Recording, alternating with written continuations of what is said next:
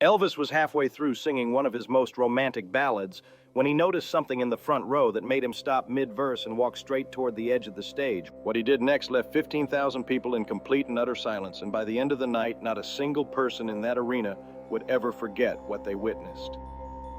It was March 22nd, 1975, at the Summit Arena in Houston, Texas.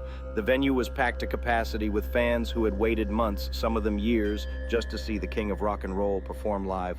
Elvis had been on tour for 3 weeks straight, performing back-to-back shows across the country, and despite the exhaustion that came with such a demanding schedule, he was giving everything he had to the Houston crowd that night.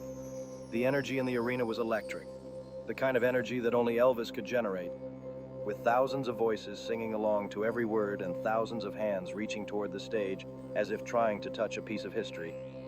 But in the very front row, just a few feet from the stage, sat a young woman who wasn't reaching for Elvis like everyone else. She wasn't standing up and screaming his name. She wasn't waving her arms or trying to get his attention.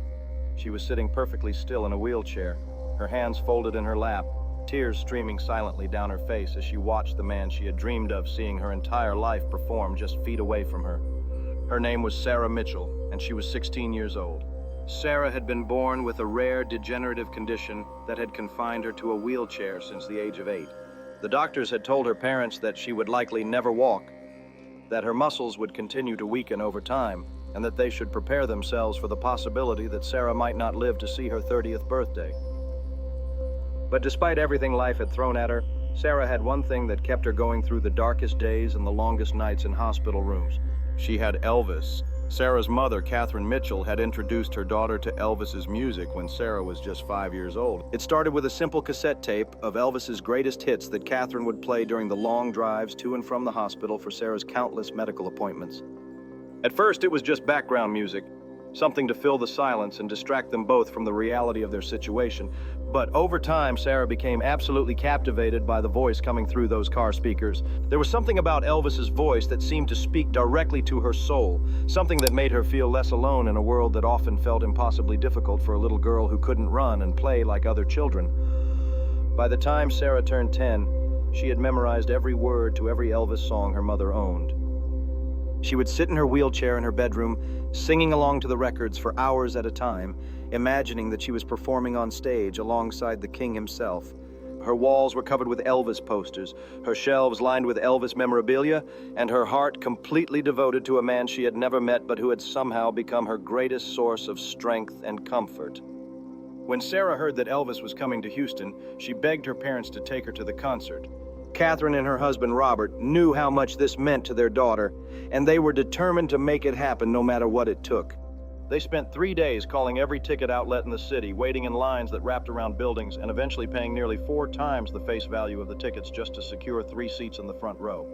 It was more money than they could afford to spend, but when they saw the look on Sarah's face when they told her the news, they knew it was worth every single penny. Getting Sarah to the concert was an ordeal in itself. Her wheelchair was heavy and difficult to maneuver through the massive crowds that had gathered outside the Summit Arena. The noise and the chaos were overwhelming for a girl who had spent so much of her life in quiet hospital rooms and the peaceful sanctuary of her bedroom. But Sarah didn't complain, not once, because she knew that at the end of this journey, she would finally get to see the man whose voice had carried her through the hardest moments of her young life. When the lights went down and Elvis walked onto that stage, Sarah felt something she had never experienced before. It was as if every prayer she had ever whispered, every wish she had ever made on birthday candles and shooting stars, had suddenly come true all at once. There he was, the king of rock and roll, standing just 20 feet away from her in his famous white jumpsuit with the rhinestones catching the stage lights like 1,000 tiny stars.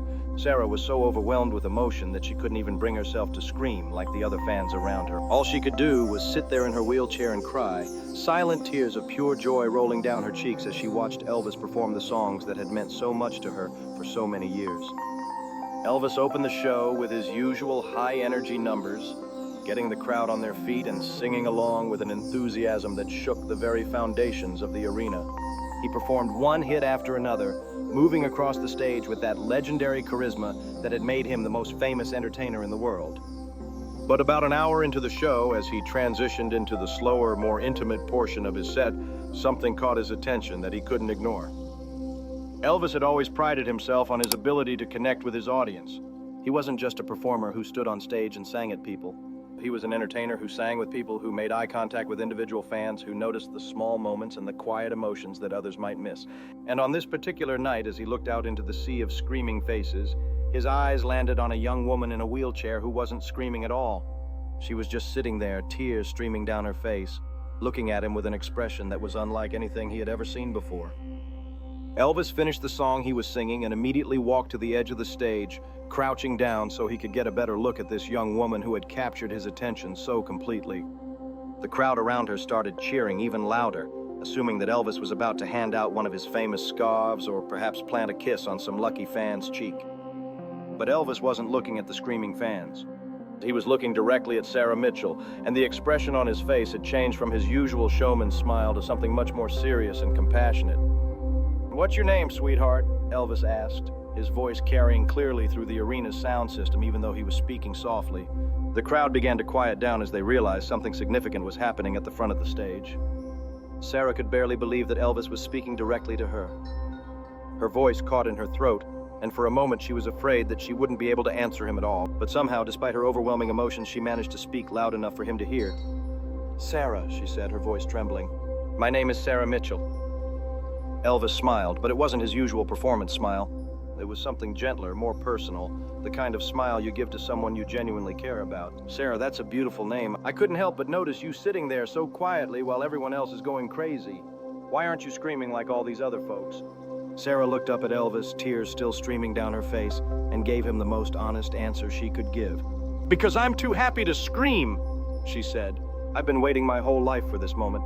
I didn't think I would ever get to see you. I didn't think I would live long enough." Those words hit Elvis like a punch to the gut. He had met thousands of fans over the years, had heard countless stories of devotion and admiration, but there was something about this young woman's simple honesty that cut straight through all the noise and chaos of the concert and touched him in a way he hadn't expected. Elvis stood up and turned to his band, making a gesture that told them to stop playing. The arena went almost completely silent, 15,000 people holding their breath as they watched this unexpected interaction unfold. "Ladies and gentlemen," Elvis said into his microphone, his voice thick with emotion, "I need you to be patient with me for just a moment. There's someone very special down here in the front row, and I think she deserves more than just a view from the audience." Elvis reached down and extended his hand towards Sarah. "Sweetheart, would you like to come up on stage with me?" The crowd erupted in cheers and applause, but Sarah was frozen in disbelief. She looked at her mother, then back at Elvis, her mind unable to process what was happening. "I can't," she whispered, her voice barely audible over the noise of the crowd. "I can't walk. I can't get up there." Elvis's expression softened even further, and he did something that no one in that arena expected. He climbed down from the stage, his white jumpsuit brushing against the dirty floor of the arena, and walked directly over to Sarah's wheelchair. The security guards moved forward instinctively, unsure of what was happening, but Elvis waved them off without even looking at them. "Well then," Elvis said, kneeling down beside Sarah's wheelchair so that he was at eye level with her, "if you can't come to the stage, I reckon the stage is just going to have to come to you." What happened next would become one of the most legendary moments in Elvis concert history, talked about for decades by everyone who witnessed it and passed down through generations of Elvis fans as proof of the King's extraordinary compassion and humanity. Elvis stood up and looked at Sarah's father, Robert Mitchell, who was standing beside his daughter's wheelchair with tears in his eyes. "Sir, is it all right if I borrow your daughter for a little while?" Robert nodded, too overcome with emotion to speak. Elvis turned back to Sarah and smiled that famous smile of his. "All right, sweetheart. We're going to do this together." And then in front of 15,000 screaming fans, Elvis Presley carefully lifted Sarah Mitchell out of her wheelchair and into his arms. The crowd gasped collectively, then erupted into the loudest applause the Summit Arena had ever heard. Elvis carried Sarah up the steps to the stage as if she weighed nothing at all, holding her close to his chest as if she were the most precious thing in the world. When they reached the center of the stage, Elvis didn't put Sarah down immediately. He just stood there for a moment, holding her in his arms, letting her look out at the sea of faces that were all looking back at her with tears in their eyes and love in their hearts. "Sarah," Elvis said into his microphone, still holding her in his arms, "I want you to see what I see every night when I perform. I want you to see all these beautiful people who came here tonight just like you did, looking for a little bit of joy, a little bit of hope, a little bit of music to help them through whatever they're going through. And I want you to know something very important. You are not alone. You have never been alone. Every single person in this arena right now, they're all rooting for you. They all love you, and so do I. The crowd began chanting Sarah's name, 15,000 voices calling out in unison for a 16-year-old girl who had spent her whole life feeling invisible and different and alone.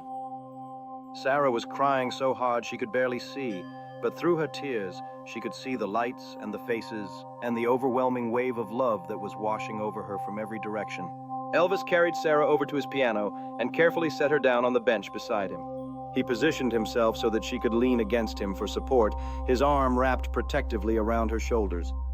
"Now, sweetheart," Elvis said, looking at Sarah with genuine affection, "I want to sing you a song. But this isn't just any song. This is a very special song that I've been singing for a long time, and I want you to know that from this moment forward, every time I sing it, I'm going to think of you." Elvis placed his hands on the piano keys and began to play the opening notes of the song that would change Sarah Mitchell's life forever. The melody was soft and gentle, instantly recognizable to everyone in the arena as one of Elvis's most beloved ballads. As Elvis began to sing, something incredible happened. Sarah, who had been crying silently since the moment Elvis first noticed her, began to calm down. Her breathing steadied, her tears slowed, and a peaceful expression came over her face. She leaned her head against Elvis's shoulder and closed her eyes, letting the music wash over her like a warm embrace. Elvis sang with more emotion and tenderness than anyone in that arena had ever heard from him before. His voice, which could shake the rafters when he wanted it to, was now soft and gentle, as intimate as a lullaby. He wasn't performing for 15,000 people anymore. He was singing for one person and one person only. When the song reached its emotional climax, something happened that no one could have predicted, something that would be talked about and debated and marveled at for years to come. Sarah Mitchell, the girl who had been told she would never walk again, the girl who had spent her entire life confined to a wheelchair, slowly began to stand up. At first, no one noticed except Elvis, who stopped singing mid-phrase as he felt Sarah's body shift beside him. He looked at her with wide eyes, his hands frozen above the piano keys. As Sarah gripped the edge of the piano and began to push herself upward, the arena went completely silent. 15,000 people held their breath, watching in disbelief as this young woman who had been carried onto the stage because she couldn't walk began to rise to her feet. Sarah's legs were shaking violently, her face contorted with effort and concentration, but she didn't stop. With Elvis watching in stunned amazement, with her parents crying in the front row, with the entire arena frozen in a moment of collective disbelief, Sarah Mitchell stood up on her own 2 feet for the first time in 8 years. The moment seemed to last forever, Sarah standing there beside Elvis at his piano, her legs trembling but holding her weight, her face transformed by an expression of pure triumph and joy. And then the arena exploded. The noise was unlike anything anyone had ever heard at a concert before. It wasn't just cheering or applause, it was something deeper, something primal, the sound of 15,000 people witnessing what felt like a miracle and responding with every ounce of emotion they had. Elvis was crying openly now, tears streaming down his face as he stood up from the piano and wrapped his arms around Sarah, holding her up when her legs finally gave out and she collapsed against him.